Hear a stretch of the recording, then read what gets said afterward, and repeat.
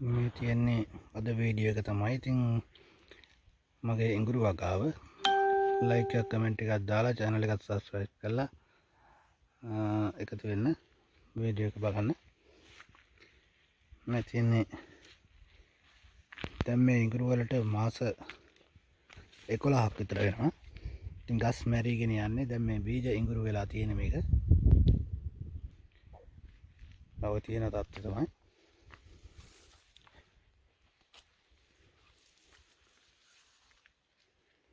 තියෙන්නේ ඉඟුරු වගාව.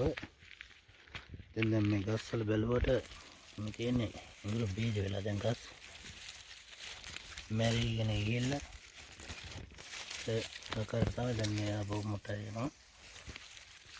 තියෙන්නේ ඉඟුරු වගාව. ඉතින් බීජ ඉඟුරු තමයි මම දෙන්නේ. බීජ වෙලා තියෙන්නේ. දැන් මේ තියෙන්නේ හොඳට බීජ වෙච්ච පඳුරු. මොකද ගස් මැරලා තියෙන්නේ. එදින ගස් මැරෙනවා.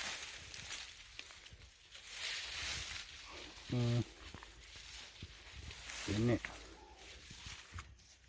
ඉඟුරු වගාව. මේ ඔක්කොම ගස් මැරිලා තියෙන්නේ. අල මෙතනින් යට අල ඊළඟ ගස් මැරිගෙන යන්නේ. ඉතින් බීජ වලට තමයි මේක හිටෙන්නේ.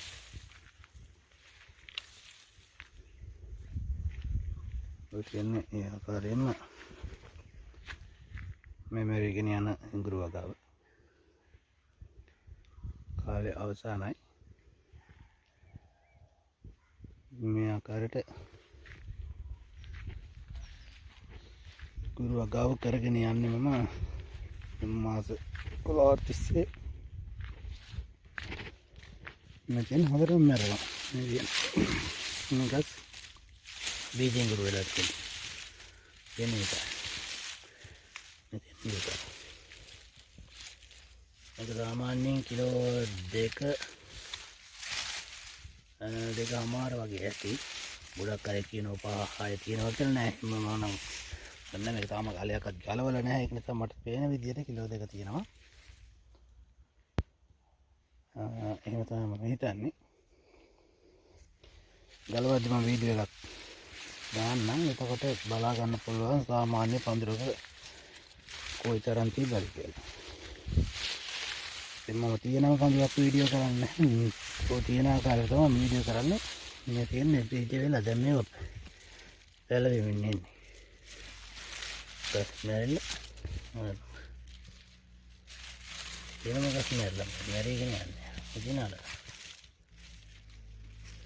නියම ආකාරයට තෙල් කොමිනාටක සියලුම දේ ගහලා මේවා තවත් දිලීර අනම්ම කිසිම දෙයක් රෝගයක් නැති මේ වගාව. ඉතින් ඔය ආකාරයටම රෝග නිරාකරණය කරලා තියෙන තෙල් බෙහෙත් වලින්ම තමයි. ඒකෙන් ඉඟුරු වගාව තියෙනවා.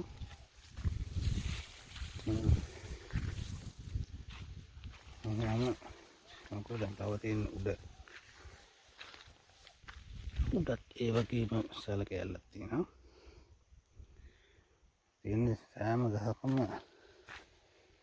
මැරිගෙන යන්නේ. මාස 11යි මාස 12ක් කියලා කියන්නේ අවුරුද්ද බීජ වෙලා තියෙන්නේ. දැන් බීජ මාස 9න් බීජ වෙනවා. මම මාස 11ක් කියලා හරියටම බීජ කරලා තියෙන්නේ. බීජ ඉඟුරු තමයි තියෙන්නේ. තියෙන සියලුම මේ ඉඟුරු වගාව සාර්ථකව මම දැන් වගාව අවසාන කාල සීමාව තියෙන්නේ. ගලවන්න පුළුවන් ඕනම වෙලාවක.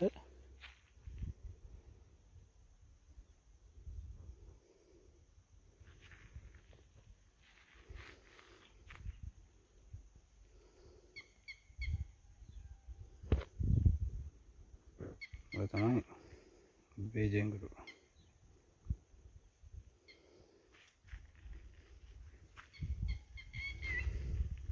එහෙනම් ඉතින් අද වීඩියෝ එක බලලා වීඩියෝ එක හොඳයි නම් ලයික් එකක් කමෙන්ට් එකක් දාලා channel එකට subscribe කරලා සහයෝගය ලබා දෙන්න. ඉස්සරහට මම ඉඟුරු ගලවන වීඩියෝ එක දාන්නම් ඒක බලන්න.